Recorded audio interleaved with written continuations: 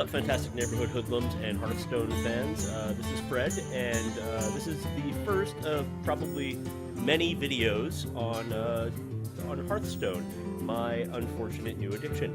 So, for fans of the show, you know who I am, but for new listeners, we are a podcast, fantasticneighborhood.com, and we decided to do some actual gaming content where we play some stuff because after seeing that PewDiePie makes $4 million recording weird game videos and yelling on camera, I figured I could do the same. So what I thought would be fun is the brand new Hearthstone, I guess you would call it an expansion set, Curse of Naxxramas something or other, just came out, and I've only recently started playing, but I'm a long time collectible card game player, so I thought it'd be a fun little adventure to go through the first couple of levels and sort of show you what it is. So first what I want to do is build a deck so I have something ready, and since it's probably the easiest thing to do, I'm going to build Hunter. So let's trash this junk. So for those of you who've never played the game before, Hunter is a very aggressive class. You get to pick from one of 9 avatars to build a deck around, and they sort of function as your representation in the game, your avatar. And then each character has a special ability, a subset of cards that's only available to them, and then access to all of the generic cards in the game. So I'm going to put together a very sort of stock Hunter list with what I have available for him. I've maxed out his level, so I should have all of his, I guess they call them basic set cards, as opposed to the expert level expansion stuff. And of course I don't have anything for the new set yet. So just going to take some basic stuff here. Hunter's Mark to kill pretty much anything with my creatures. And you know, if you don't know, the way the Hunter works is he's very aggressive. His default ability deals 2 damage to the enemy hero, so just straight shot to the head or whatever. And you can really chip someone down. I think really the best way to use a Hunter is to get very early damage, get a lot of early card advantage, usually through Starving Buzzard or cards that create multiple dudes, and then to sort of finish off with burn or direct damage. So we're going to take the Hunter's Mark, we're going to take Timberwolves, we're going to build a beast-themed deck, and they give all your beasts a bonus. We're going to take the 2 Starving Buzzards I mentioned before. Huge card advantage engine. Landing one of these mid-game and then following it up with something like Unleash the Hounds will basically draw you a new hand. It's almost insurmountable. I like Scavenging Hydra because a lot of things will die, or Scavenging Hyena. A lot of things will die through the course of the game. It's just how it goes. Animal Companion is great. You summon a random creature, but it's almost always better than what a normal free casting cost creature would give you. I think it's 3 or 4 things that you can get out of the card, but they're almost all useful, especially for the 3 mana cost. It's extremely viable to play. I like Kill Command, and since I have a limited pool of cards, I'm going to run it. I think dealing it will almost always deal 5 damage, and that's a 1/6 of a life total. Combined with the Hunter's ability to do straight up damage and early attacks, it can pretty much win you the game just by burning out your opponent mid to late game. It also can just clear a path for your creatures. I don't love Arcane Shot. It has its place, but for right now we're going to skip that. And tracking, a lot of people use it. Magic players will recognize it, very similar to Brainstorm. But I think I'd rather spend my early turns developing my board. So if we have slots left over after the fact, I'll come back to it. But let's see what else we have here. Unleash the Hounds I mentioned before. That is a absolute guaranteed in the deck. It makes multiple 1/1 charge creatures, which are guys who can attack the turn they come into play. Combined with Hunter's Mark can help you just kill any target. Combined with Timberwolf, they can do real damage, and then they trigger almost every other creature in this deck. Houndmaster, very good creature, a little bit above the curve of where he should probably be. 4 attack and 3 life for 4 is reasonable. The Battlecry ability to make something else well above the curve and give it taunt is really strong. Don't like multi-shot and don't love Tundra Rhino right now, just because Tundra Rhino is a little bit late game and a little bit low impact, especially considering a lot of my stuff has charge already. And multi-shot is a little bit too random. I don't need that much help clearing the board. My creatures will do that for me. So going into the generic cards, we want to look for beasts, because beasts will trigger Starving Buzzard. I'm on the fence about Stone Tusk Boar, because it is very cheap and it does a little bit of damage, but unless you get support, it sort of is a bad late game draw. So we have to play very aggressively to make sure that we don't get too late game. That being said, it's probably the best option right now. I'm going to run Elven Hunters. I like them because they combo well with Hunter's Mark. They help guarantee that I have drops early on. It's surprising how often 1 damage will kill something and be the extra point that you need to get through. And in a pinch, they can help burn an opponent out late game. Bloodfen Raptor is a very solid 2-drop. Really like that card. You know, obviously Beast, so combos with everything. I think I'm also going to want to run Acidic Swamp Ooze. I may come back to it. It's not a beast. Similar stats, so it's very good. Plus, it can destroy a weapon, which would be good later. We need some taunt creatures in this deck. I think I'm just going to go with the Iron Fur Grizzly for now, because it is a beast and because it helps trigger the stuff I need. And right now, you can see my mana curve. I have about 6 cards left. We're very heavy on the 3s, so we probably want to go a little bit higher into the 4 and 5 range. There's some other creatures here that are good, but I don't know if I want to run them or not. I may come back to them. The River Crocolisk is another option because it is a beast, so it doesn't trigger everything. So this next card is not a beast, but I think that I would be crazy not to use it. That's Raid Leader. Raid Leader, since we're overwhelming the board, gives all of my other minions +1 attack, which, combined with the ability to just slam out creatures from the Scavenging Buzzard or Unleash the Hounds, which can make multiple creatures, and just giving them that extra bonus is really, can really just be a kill shot. And he's very cheap, and his numbers are okay by themselves. I'm on the fence about Silverback Patriarch. Like I said, my 3 slot is very busy right now, and the 1 power is a little low for where I want him to be. Obviously, you're going to use him because he's Beast and he has Taunt, but I could probably do better. Let's see what else I have. I'm going to run... I only have 1 copy of it, but I'm going to run Cult Master. Creatures die all the time. It's just what happens in any game, let alone this one where I'm throwing 1/1s. So this is just another draw engine for the times when I do not get the Starving Buzzard in play. And I wish I had rehearsed this because I don't actually know what else I want to do yet. I think Frostwolf Warlord is a good option because there will be times where you have a lot of creatures in play. Stampeding Kodo I like as a curve topper because it can kill things, but that being said, I don't have too many problems killing things. So maybe we can skip that. Corehound I think is just too expensive.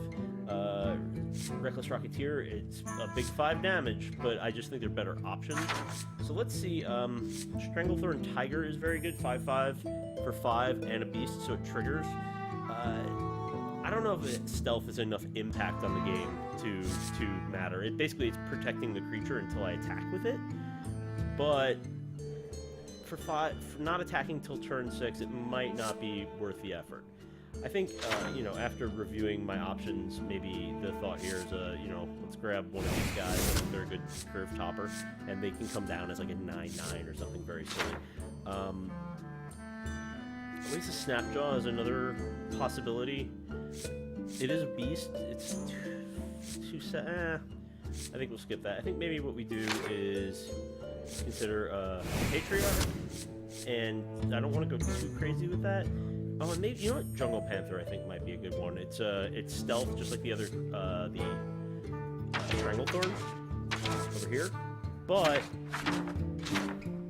it's a much earlier drop. And if the goal is just to get sneak through damage, I think he's the 1 less power is well more than made up with than the 3 gems. So that's a deck. There are some cards obviously that I probably would want to throw in here.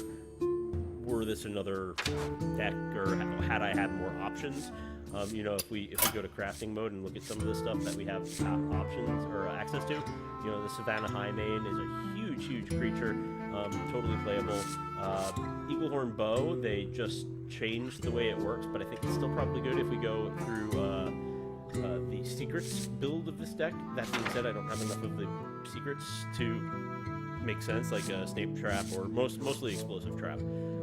So we can consider them another time. Also keep in mind this is a deck built for defeating the computer opponent and not necessarily a real opponent.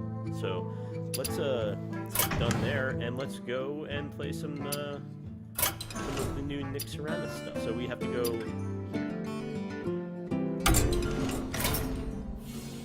and they changed this interface around a little bit.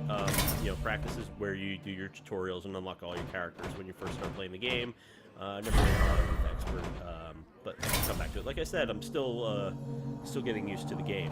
So we can start on normal and choose that, and let's see what happens. What? How did you gain entrance to Naxxramas? I guess it's Naxxramas.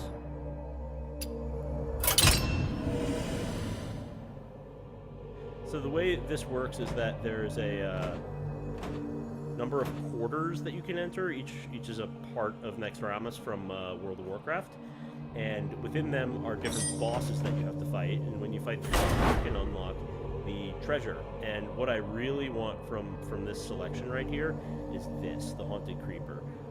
It's a beast. It makes creatures when it dies. It's reasonably costed. It's perfect for the Hunter deck. In addition to that, the rest of the cards are actually pretty strong. The Weblord is a good sort of anti-card against a lot of creatures that see a lot of play because it can hold them off for a while.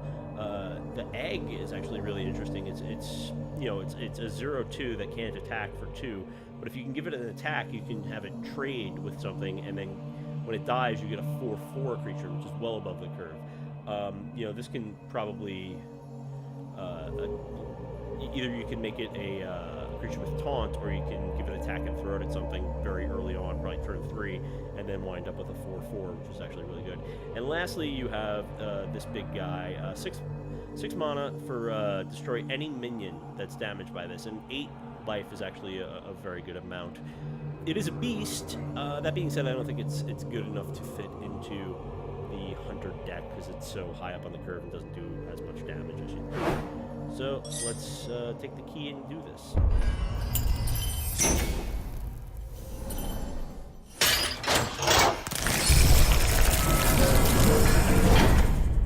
Oh, Blizzard, you and your animations.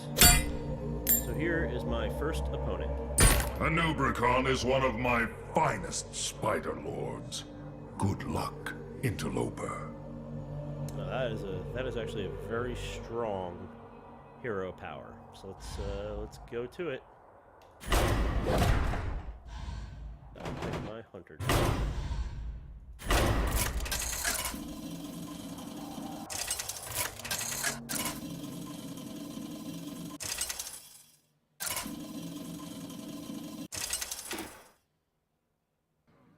Rexxar versus Anub'rekhan! Welcome to my parlor. Let the hunt begin. So, this is actually a very strong hand. We curve out, we have early action, so we can drop the Bloodfen Raptor, kill something if he drops it, and then the next thing that he drops, if it's too big, we can punch through with our now much larger Bloodfen Raptor. So I think I'll keep this.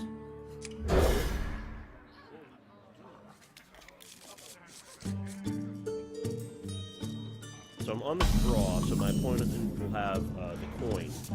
But I think, this is an interesting situation. Do I use the Elvish Archer to get early damage and play something, or do I pass? I think in this case I'll pass, because if he summons spiders, I want to be able to kill them. So let's go ahead and end the turn.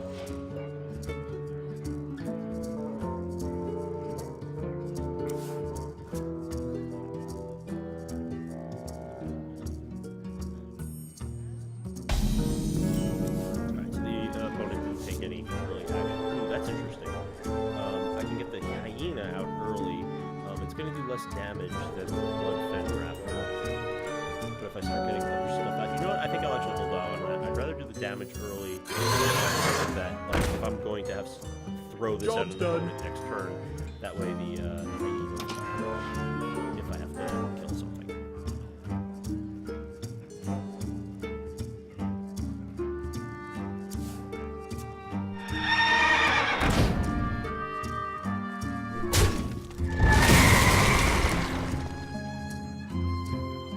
good thing I threw that out, because it had the power to actually kill that. And that creature did 3 damage when it died, so that was actually a stroke of good luck for me. I think, because I don't want to risk the buzzard until I have something else to drop, I'm just going to drop the hyena and pass the turn. If he has another charge thing like that, that's probably going to go goodbye, but I think, you know, if we're just making one-to-one trades and he's taking damage like that, this is a new card if it's taunt, which is a problem. However, if I kill it, I get to take anything from my hand and put it into play. I think I use this as a build turn. Oh, you know what I'll do? I think we'll go with the Houndmaster. Make my guy go for taunt, and that way this guy cannot attack into him profitably. I don't want to attack because I don't want him to take 2 damage. Because I want him to live so he can get bigger later on.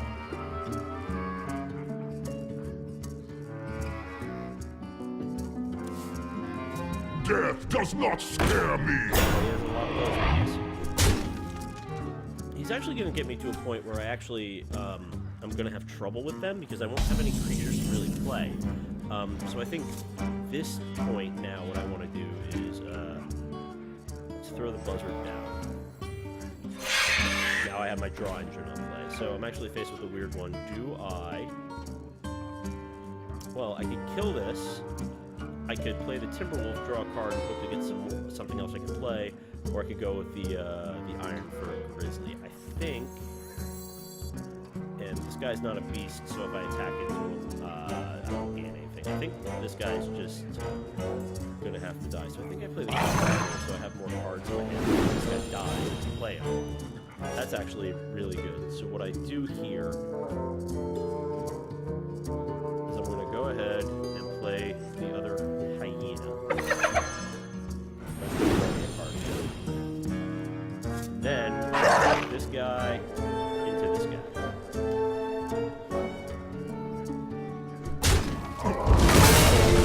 Card, I'm gonna get a bonus. Look at that. We got a lot of power on the board now. So I think I don't have enough mana. I think I attack this to him, and then the hyena.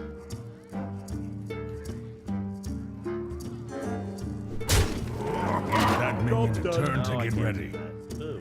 Okay, you know what? That's probably fine though, because if he kills anything, I'm going to get a free creature. So I think I'm in good shape. I'm really overwhelming the board. If he has a board wipe, I might be in trouble, but let's see what he plays.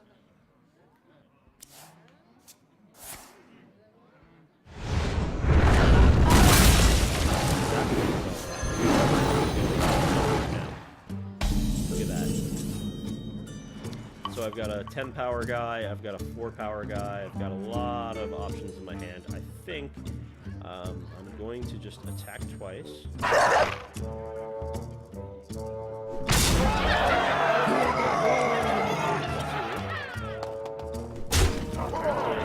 Iron for Grizzly. And I'm going to play the Stone Substitute attack. Attack him. And I have 2 mana that I can't really spend anywhere. I don't want to bother with that yet, so I will do 2 points of damage. Done.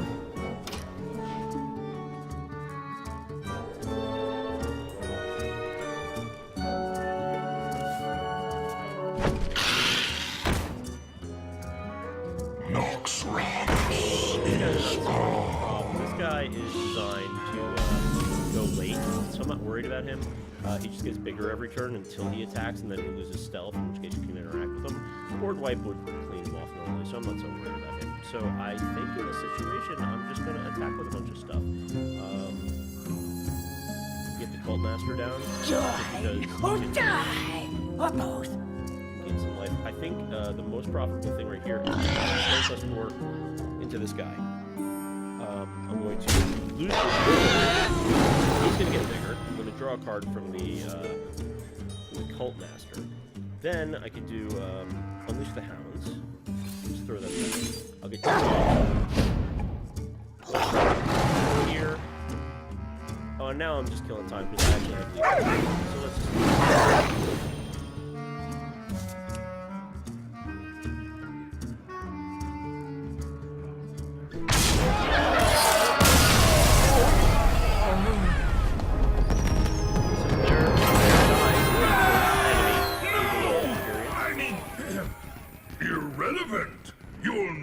defeat the Grand Widow? I already got the guy I wanted to get, who I can, I think, immediately put into my deck. So that is the first encounter on the new expansion.